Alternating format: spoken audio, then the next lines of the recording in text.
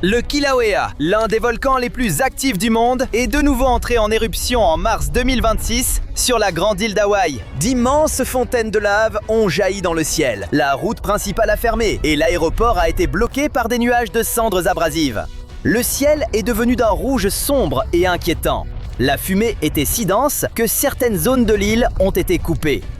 C'était déjà la deuxième fois de l'année. L'éruption s'est produite directement dans le cratère Alemaomao, au sommet du volcan. La situation est devenue dangereuse très vite et les visiteurs ont dû évacuer le sommet. La fontaine de lave est montée à environ 1300 pieds, soit presque la hauteur de l'Empire State Building et même plus haut que la Tour Eiffel. Mais regardons l'éruption étape par étape. Elle a commencé le 10 mars 2026 et a duré environ 9 heures avant de s'arrêter brusquement à 18h21. L'éruption a commencé le matin à 9h17 avec de la lave jaillissant de l'évent nord. L'évent sud s'est mis en éruption juste avant 10h. En début d'après-midi, les fontaines étaient déjà énormes. Celle du sud a atteint 1150 pieds et celle du nord 1000. La lave s'étendait sur environ un tiers du fond du cratère, en brillant d'un orange et d'un rouge intense. En se refroidissant dans l'air, la lave se transformait en téphra, un mélange de roches volcaniques, de cendres et de minuscules éclats vitreux. Le téphra râpe la peau, pique les yeux et peut gêner la respiration. Pire encore, il peut transformer les routes en patinoire pour les voitures. À cause de tout cela, une partie de la route 11 a été fermée entre les repères 24 et 40. En janvier, pendant une autre éruption, du téphra est aussi tombé sur le parc et les villes voisines. Certains visiteurs malchanceux ont été touchés par les retombées et quelques-uns ont même été coupés. Le parc service a dû fermer le sommet pour la première fois depuis le début de ce cycle éruptif, le 23 décembre 2024. Le National Weather Service a indiqué que le panache était monté à 25 000 pieds. Cela fait presque 8 km de haut, plus haut que beaucoup d'avions. Le vent soufflait du sud, donc les cendres et les gaz sont partis vers le nord depuis Alemaomao.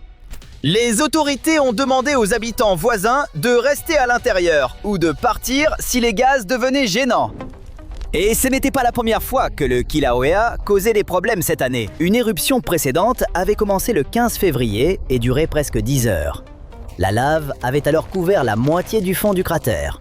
Les scientifiques estiment qu'environ 15 millions de yards cubes ont été émis. De quoi remplir des milliers de piscines ou couvrir des centaines de stades. À 14 heures le 10 mars, du téphra tombait encore. Les Rangers ont aidé à évacuer les visiteurs du sommet.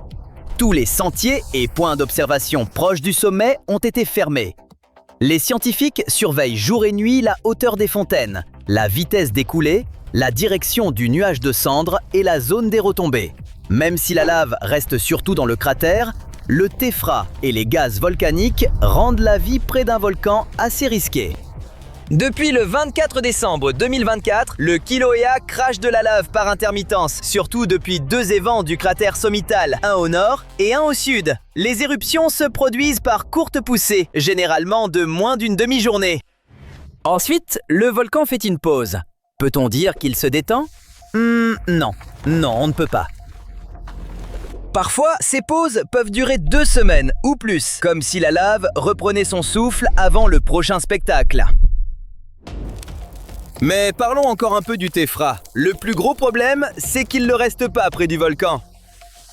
Lors d'éruptions passées, il est tombé sur des quartiers aussi éloignés que Hilo et Puna, en perturbant les réseaux d'eau et en laissant un nettoyage colossal. À l'aéroport international d'Hilo, tous les vols du soir ont été annulés à cause des cendres. Pendant des semaines, habitants et agents du parc ont balayé du téphra des toits, des gouttières, des rues, bref, presque partout. Selon le porte-parole du parc, cette large dispersion vient d'un mélange de vent faible et de fontaines de lave extrêmement hautes.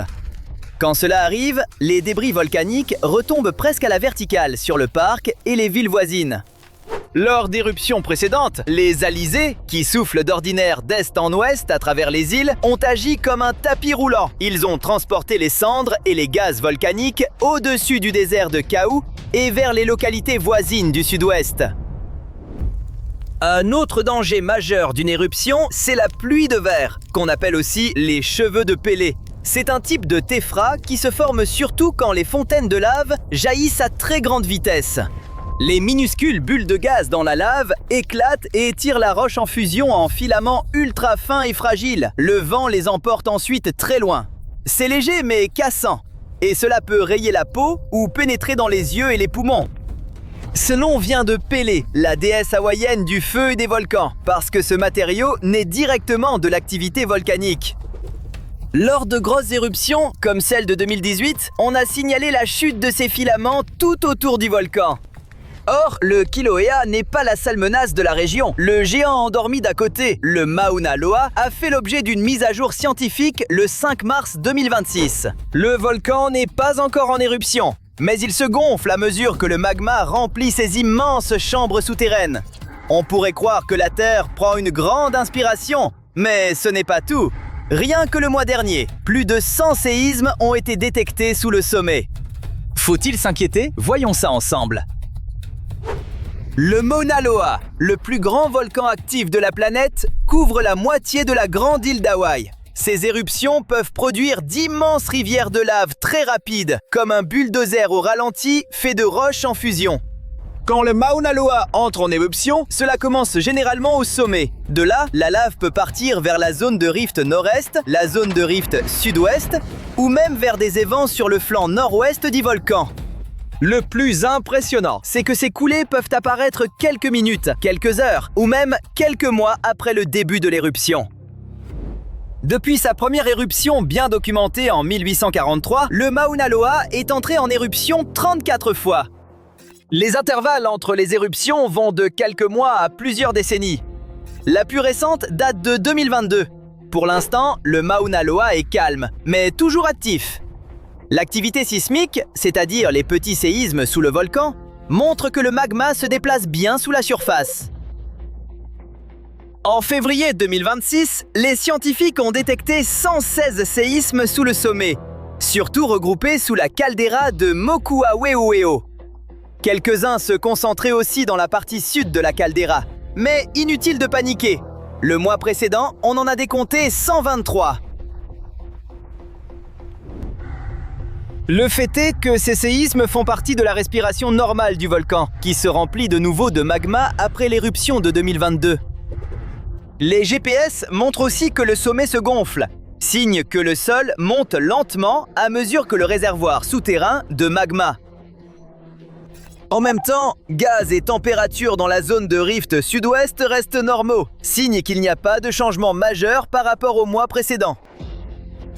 Donc, même si le Mauna Loa se recharge, rien n'indique pour l'instant une nouvelle éruption imminente. Quoi qu'il en soit, le Mauna Loa mérite une surveillance constante. C'est un géant endormi qui peut se réveiller à tout moment, et les scientifiques observent de près le moindre soulèvement du terrain. Parce que si le Mauna Loa entre en éruption, il peut causer une foule de problèmes. D'immenses coulées de lave peuvent filer et recouvrir tout sur leur passage. Le volcan peut aussi faire trembler le sol. À mesure que le magma s'y accumule, les flancs de la montagne peuvent se déplacer vers le haut ou sur le côté, déclenchant des séismes. En plus, le Mauna Loa peut libérer des gaz volcaniques qui se mêlent à l'air et créent du VOG, un smog volcanique irritant, parfois difficile à respirer pour les habitants sous le vent. Parfois, le volcan peut même produire de petites explosions et projeter des cendres dans le ciel, ce qui met en danger les avions à proximité.